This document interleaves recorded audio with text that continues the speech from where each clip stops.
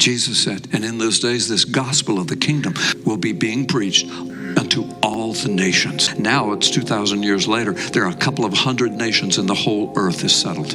We're the first generation to live in 24/7 dissemination of the gospel of Jesus Christ. And we've got to understand we're still living in Satan's world. But this truly belongs to the King of Kings and Lord of Lords. And therefore, it belongs to us. And when the Bible says the end, it means the end of Satan's rule and reign. And the beginning of the reign of Melech HaMelekim, Adonai HaAronim, the King of Kings and Lord of Lords, Yeshua HaMashiach, Seha Elohim, the Lamb of God, Are Yehuda, and also the Lion of Judah.